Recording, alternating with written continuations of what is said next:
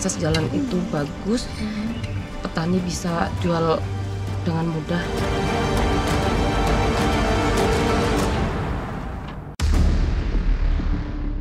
Rasanya bawa orang sakit seperti ini sungguh ironis sekali, apalagi kami harus melewati tanah penuh dengan lumpur.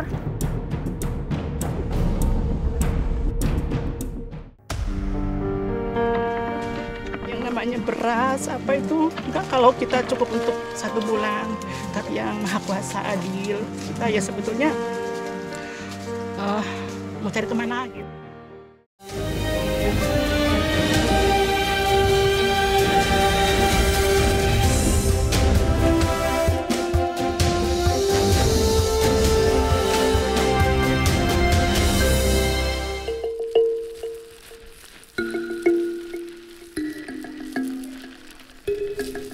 Memiliki potensi alam yang melimpah, Lampung seharusnya bisa menjadi lokomotif pertanian baru di Indonesia. Terbukti, hasil pertaniannya tak hanya bisa menyuplai daerah sekitar, namun juga hingga ke berbagai negara.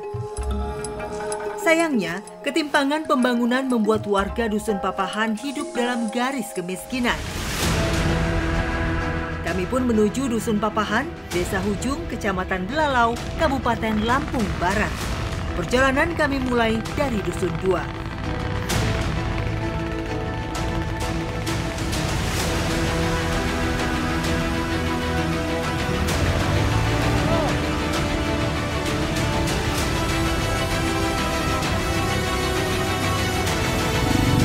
Belum ada 1 kilo perjalanan, tapi kami harus melewati tanah yang sangat berlumpur sehingga kami harus hati-hati. Karena kalau tidak, motor kami bisa tergelincir. Padahal saat ini sedang terik, apalagi kalau cuaca ekstrim seperti hujan, kemungkinan ini sangat membahayakan bagi warga Dusun Papahan.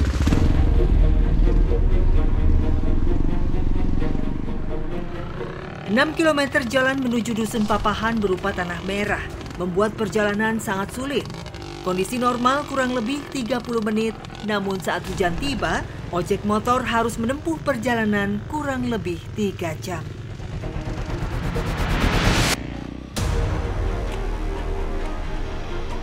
Bisa dibayangkan setiap hari warga harus melalui akses seperti ini.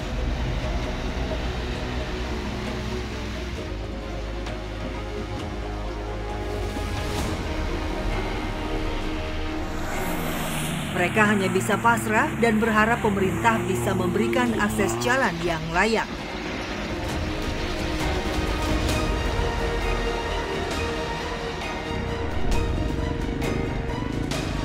Setelah perjalanan kami juga harus melewati tanjakan yang penuh dengan lumpur dan juga licin, sehingga kami harus berhati-hati karena ini parah banget.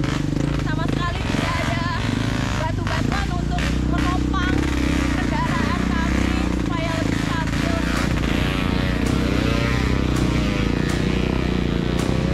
Tanjakan kurang lebih 40 derajat membuat roda motor sering slip dan pengemudi jatuh karena licin.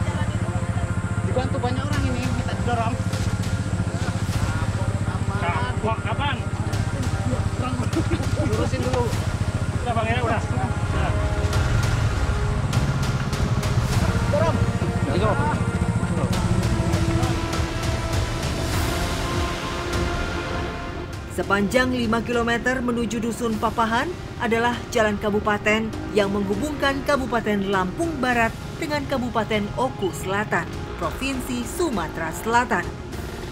Sayangnya hingga saat ini akses jalan masih berupa tanah merah. Keadaan semakin parah saat hujan tiba. Jalan tanah akan menjadi sangat licin dan berbahaya.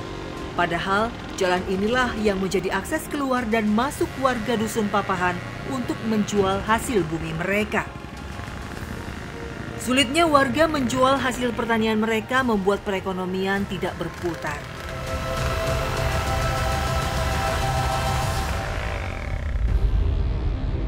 Kondisi jalan rusak tanpa penerangan tentu membuat warga sulit, apalagi saat kondisi darurat dan harus keluar malam hari. Bukan setahun atau 2 tahun warga harus hidup dengan akses jalan seperti ini. Tahun 1976, sejak Dusun Papahan berdiri hingga saat ini belum tersentuh aspal ataupun cor. Padahal hampir setiap tahun pengajuan perbaikan jalan terus disuarakan. Namun hingga saat ini belum juga ada realisasinya.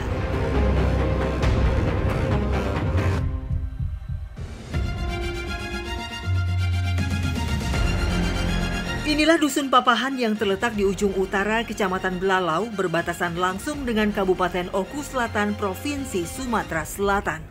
Berada di ketinggian 1.800 meter di atas permukaan laut, warga menggantungkan hidupnya dengan bertani dan berkebun. Kopi, sayuran, dan lada menjadi penghasilan utama mereka. Letak kebun kopi yang jauh dari rumah membuat perjalanan terasa lama. Melewati jalan tanah merah menjadi satu-satunya akses para buruh menuju kebun. Akhirnya kami sampai juga di kebun kopi, dan kopi yang ditanam di sini jenisnya adalah Robusta ya Bu ya? Iya. Kebun kopi milik Bu Hartati seluas 0,5 hektar. Terletak di ketinggian kawasan pegunungan, kopi tumbuh subur di sini. Sebenarnya di Dusun Papahan ini dengan ketinggian 1.800 mdpl, ini lebih cocok ditanam dengan jenis Arabica. Namun dari berbagai macam percobaan, penyetekan atau pencangkokan, ternyata bibit ataupun cangkokan tekan dari Robusta ini cocok dengan cuaca dan ketinggian yang ada di dusun ini. Kopi akan berbuah melimpah bila jarak tanam dan paparan cahaya matahari cukup terpenuhi. Panen raya buah kopi biasanya pada bulan Maret sampai Juni. Hasilnya bisa mencapai 1,5 ton biji kopi per 0,5 hektar. Sayangnya, sudah 4 tahun hasil panen mereka menurun. Selain faktor cuaca, obat-obatan yang mahal dan pupuk yang langka membuat kopi tidak menghasilkan buah yang maksimal. Akibatnya, petani pun mengalami kerugian. Penghasilan para buruh rata-rata berkisar Rp50.000. Mereka bekerja dari jam 7 pagi hingga jam 3 sore di masa panen. Di luar masa panen, warga kembali terlunta mencari penghasilan dari mana saja. Sulitnya ekonomi membuat para ibu buruh petik kopi harus berjuang untuk mendapatkan penghasilan lebih. Membantu suaminya yang berpenghasilan serba terbatas. Salah satunya Ibu Nong. Kalau misalnya dilihat kan panen kopi juga dalam setahun juga kan paling cuma berapa kali gitu kan. Satu kali ya Bu ya. Nah itu terus Ibu bagaimana mendapatkan upahnya dari panen kopi yang jarang-jarang panen Bu? Kami kan punya bos gitu, punya bos seperti tengkulak kopi gitu. Kita minta tolong dulu, kita ngutang dulu gitu. Itu juga kadang-kadang ya dikasihnya sedikit gitu, kadang apa yang namanya beras apa itu enggak kalau kita cukup untuk 1 bulan. Tapi yang Maha Kuasa adil, kita ya sebetulnya mau cari kemana lagi lah, namanya kita udah rezeki kita di sini ya, kita minta tolong dengan bos gitu, minta utang gitu ya, dikasih misalnya 10 kilo beras, nah nanti kita kerja lagi, nah dapat upah kita belanjakan lagi untuk beli minyak makan apa kebutuhan dapur.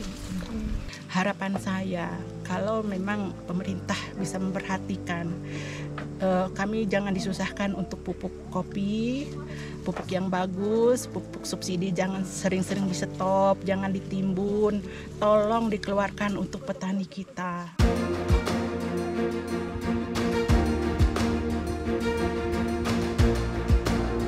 Nong hanyalah satu dari sekian banyak buruh yang berjuang demi menyambung hidup di Dusun Papahan. Kopi yang sudah dipetik segera dibawa ke tempat penjemuran. Selain bapak-bapak, biasanya ibu-ibu yang ada di sini, mereka juga selain menjadi buruh, mereka juga menjadi ojek untuk mengantarkan biji kopi ke tempat pengepul. Sekarang saya mencoba membawa motor, ikut merasakan susahnya mengangkut biji kopi seperti ibu-ibu di Dusun Papahan. Jalan tanah sangat licin untuk dilalui, terutama saat hujan tiba. Menurut informasi, ibu pengangkut kopi sering jatuh saat membawa muatan banyak. Namun bagi mereka tak ada istilah menyerah. Demi menyokong ekonomi keluarganya, pekerjaan beresiko tinggi pun terpaksa dilakoni. Jadi dalam satu karung ini beratnya mencapai 100 kg dan bisa dibayangkan biasanya ibu-ibu yang ada di sini mereka bisa membawa 2-3 karung. Saya tidak bisa membayangkan sih, saya aja bawa 1 karung itu kesulitan sekali karena saya harus memikirkan bagaimana karung biji kopi ini tidak terjatuh, jadi kaki saya juga harus menahan, apalagi dengan jalanan yang licin seperti ini. Setelah menempuh kurang lebih 3 km, akhirnya kami pun sampai di rumah. Kemudian biji kopi langsung dikupas, biasa warga menyebutnya gelang. Tujuannya agar biji kopi cepat kering. Jadi setelah biji kopinya kami ambil, kemudian langsung dimasukkan ke alat penggilingan yang kemudian nantinya biji kopi ini akan terpecah. Usai digelang, biji kopi dijemur. Lama penjemuran 7 hari di bawah terik matahari. Namun saat mendung bisa mencapai 15 hari. Jika tanpa proses gelang bisa memakan waktu kurang lebih 1 bulan. Biji kopi yang sudah kering kemudian digiling untuk memisahkan biji dengan kulitnya. Dari 30 kg kopi kering yang masih ada kulitnya, dapat menghasilkan kurang lebih 20 kg biji kopi kupas. Kebutuhan ekonomi serba terbatas menyebabkan para petani terpaksa menjual hasil kopi mereka dalam keadaan kurang kering.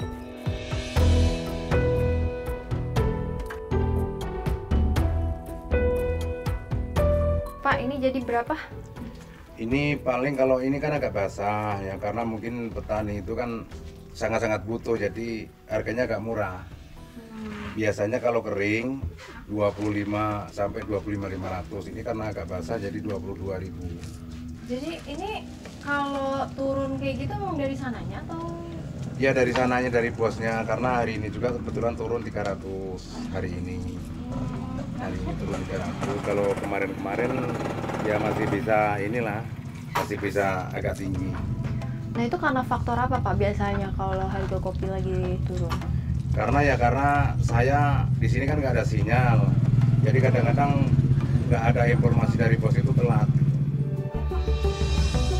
Harga kopi yang tidak stabil membuat petani kerap merugi. Selain akses jalan yang rusak, tak adanya sinyal telepon membuat informasi harga di luar sering terlambat. Akibatnya para petani pun sering merugi. Petani hanya bisa berharap kepada pemerintah adanya regulasi harga kopi sehingga bisa mensejahterakan mereka.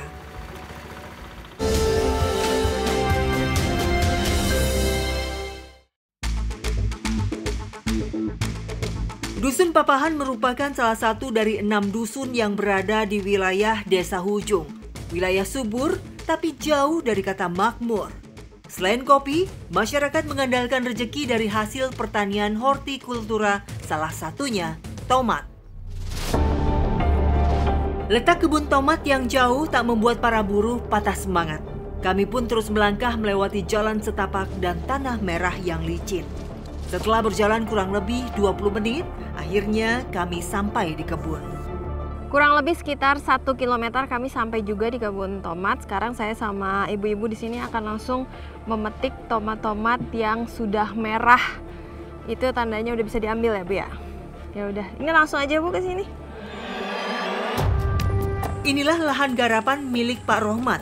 Lahan seluas setengah hektar ini ditanami tomat yang berjenis servo.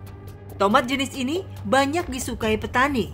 Selain tahan virus, tomat ini tahan di iklim yang ekstrim.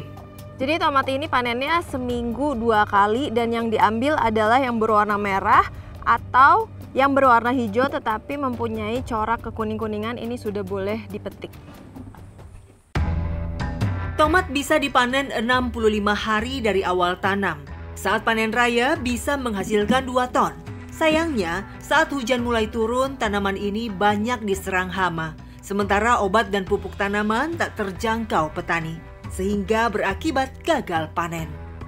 Bu Istiqomah dan kawan-kawannya bekerja dari jam 7 pagi hingga jam 12 siang dengan upah Rp25.000. Kesulitan Ibu sebagai buruh tomat kayak gini apa, Bu? Banyak, Mbak. Apalagi kalau pas hujan kita mau berangkat itu gimana ya? Berangkat enggak gitu kan. Sama teman-teman berangkat. Kalau nggak berangkat kita nggak dapat upah. Nanti untuk keperluan sehari-hari kita kesulitan, Mbak. Nah, terus Ibu upahnya berapa emang? Dari 5.000 sehari ya? Iya. Dari jam Dari jam pagi, siang pulang. Kalau nggak selesai berangkat lagi gitu. 25.000, Bu? Iya. Berapa kali Bu biasanya Ibu? Seminggu 2 kali. Nah itu dalam sebulan kira-kira penghasilan Ibu dari hasil tomat ini berapa? Ya kadang 300, kadang nggak 400, nggak pasti lah Mbak. Apalagi kalau tomat itu nggak ada harga, upahnya kan nggak nyampe segitu. Tapi kalau misalnya pernah nggak Bu anak Ibu gitu kan minta dikirimin uang atau untuk biaya-biaya yang lain gitu? Iya. Ibu lagi nggak ada duit, nah itu gimana Bu? Ya berusaha mencari pinjaman sama tetangga, kadang yang minta sama bos. Dikasih pasti Bu? Kadang-kadang enggak Mbak. Terus gimana perasaan Ibu kok kayak gitu? Sakit Mbak. Oke. Iya, sakit. Terkadang ya mau gimana lagi lah. Pokoknya yang penting anak jangan sampai kekurangan. Kita berusaha. Terus kalau anaknya nggak ada kiriman itu perasaan Ibu gimana? Sering Bu begitu?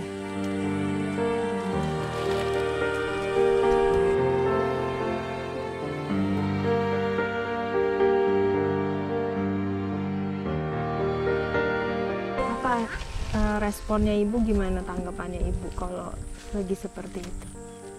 Ya anaknya harus berusaha dulu. Saya berusaha.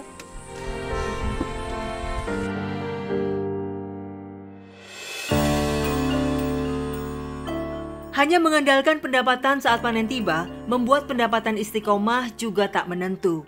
Permintaan pasar yang lesu juga membuat harga tomat anjlok. Dari normalnya 9.000 per kilo, kini hanya Rp1.000 saja. Imbasnya, upah pekerja pun terlambat dibayarkan. Untuk satu tempat atau satu drijen ini berat tomatnya sekitar 10 kilo lebih, jadi cukup berat dan biasanya mereka membawa menggunakan angkong atau gerobak kecil seperti ini. Karena kalau bolak-balik berat banget.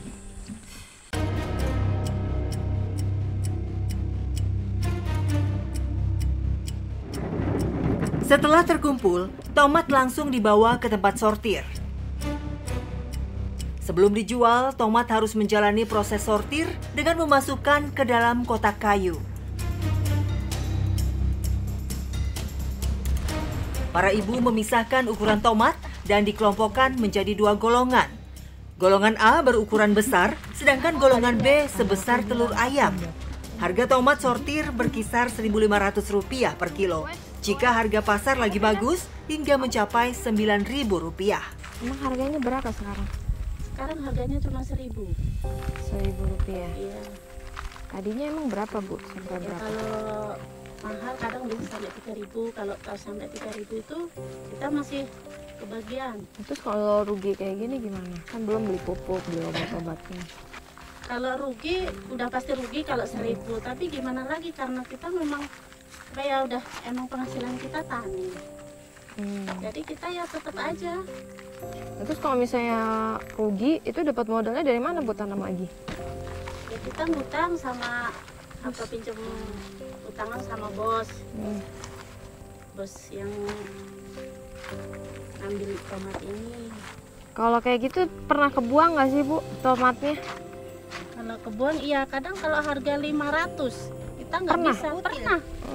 Terus? Kalau mau diputil kita nggak kebagian apa-apa.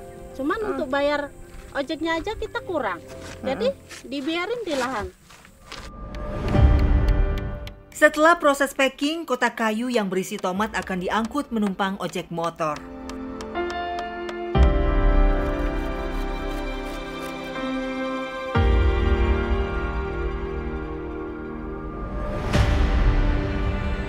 Jadi satu ojek motor ini bisa membawa sampai 3 keranjang, yang mana satu keranjangnya ini beratnya bisa mencapai 50 kg, dan ini akan dibawa ke pusat desa Hujung. Kurang lebih jaraknya dari sini sekitar 5-6 km. Ongkos ojek motor dipatok Rp500 per kilonya. Artinya Rp75.000 ongkos yang dikeluarkan petani untuk membayar ojek sekali tripnya. Setelah dipotong dengan upah buruh dan ongkos ojek, petani pun sering merugi. Para petani hanya berharap ada standarisasi harga tomat, sehingga mereka dapat hidup sejahtera.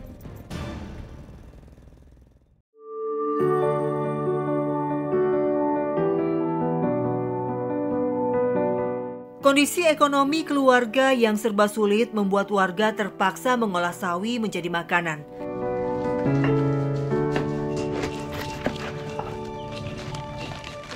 Ini menjadi salah satu cara untuk memenuhi kebutuhan perut mereka. Keterbatasan bumbu dapur membuat warga sering membuat olahan sederhana. Jadi saya sama ibu akan memasak tumis sawi. Nah, biasanya masyarakat di sini mereka memanfaatkan hasil alam, salah satunya seperti sawi.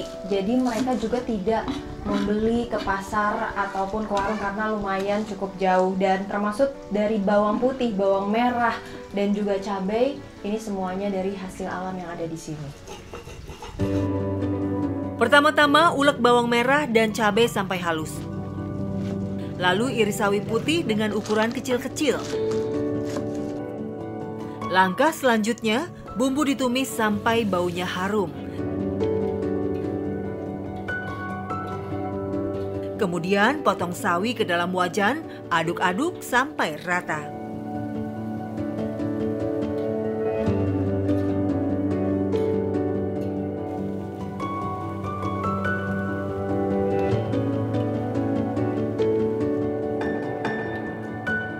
Setelah kurang lebih 10 menit, akhirnya tumis pedas sawi putih siap dihidangkan. Ibu, berarti makan sawi ini sering atau gimana, Bu? Sering. Sering ya? Kalau kita dari kebun pasti bawa, sering bawa untuk persediaan sayur di rumah. Emang ibu nggak bosan apa Bu makannya sawi terus? Ya bosan lah, tapi kan. Nah terus kalau seandainya misalnya anak ibu pengen minta ganti gitu, ganti bahan makanan, pengen deh Bu misalnya makan ayam gitu, nah terus itu gimana Bu? Paling saya itu beliin telur dulu ya deh. Kalau kayak gitu perasaan ibu gimana Bu, nggak bisa beliin? Bisa diceritain Bu sedihnya gimana? Sedihnya apa ya, jauh. Kenapa waktu anak masih kecil masih butuh apa, protein, makanan yang buat menunjang pertumbuhannya tuh, kok saya cuma bisa kasih sawi. Buat akses jalan nomor 1, karena kalau akses jalan itu bagus, petani bisa jual dengan mudah, terus harganya nggak dimainin sama orang pasarnya. Kadang kan murah tapi ternyata enggak.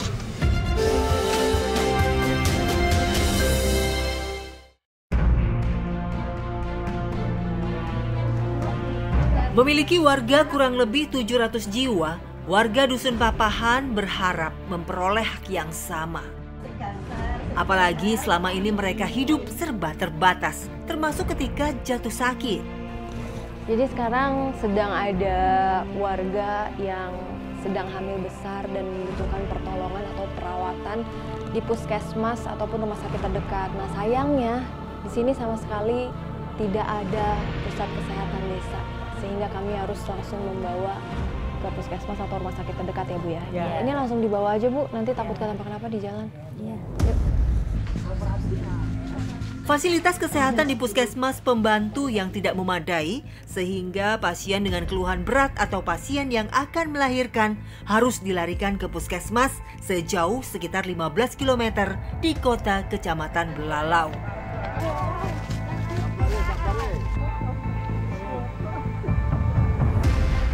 Rasanya bawa orang sakit seperti ini sungguh ironis sekali, apalagi kami harus melewati tanah penuh dengan lumpur. Selain bisa membahayakan kami yang sedang membawa orang yang sakit, tentunya pasti ini yang amat membahayakan bagi ibu yang sedang hamil. Warga gotong royong bergantian menandu pasien sejauh kurang lebih 7 km sampai titik di mana mobil bisa dijemput. Di tengah-tengah perjalanan kami juga harus melalui turunan yang licin dan juga curam, dan bahkan di sini seringkali terjadi longsor dikarenakan di depan ada jalan alternatif yang mana jalan itu terputus dikarenakan longsor.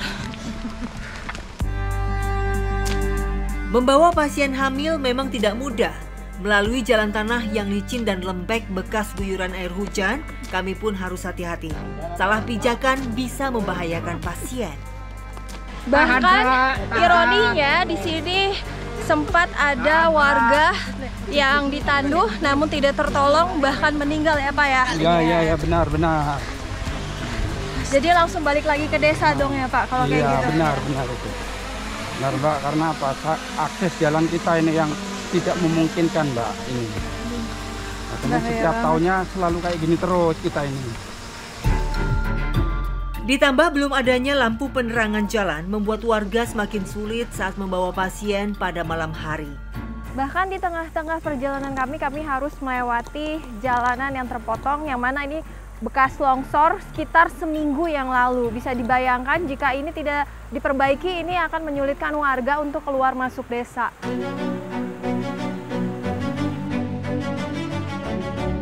Warga hanya bisa pasrah dan terus berharap pemerintah membangun akses jalan sehingga warga mudah membawa pasien ke puskesmas ataupun rumah sakit terdekat.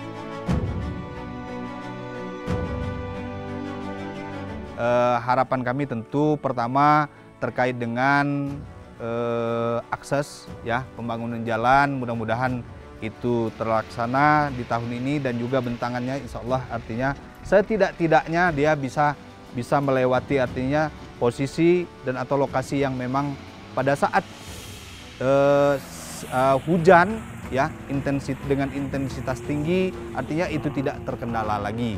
Nah kemudian terkait dengan yang di bidang kesehatan itu tadi, kalau gedungnya insya Allah kami selesaikan tahun ini itu melalui dana desa, tapi untuk fasilitasnya, fasilitas baik dia tenaga kesehatannya dan juga alat kesehatannya, tentu kami berharap dari pemerintah Kabupaten Lampung Barat untuk bisa membantu kami dalam hal pengadaan itu. Memiliki potensi sumber alam yang melimpah, faktanya warga Dusun Papahan menetap dan hidup di atas tanah yang berstatus tanah register 43P. Mereka hanya berharap adanya solusi dari pemerintah untuk mendapatkan hak sertifikat kepemilikan tanah yang sudah 47 tahun mereka tempati.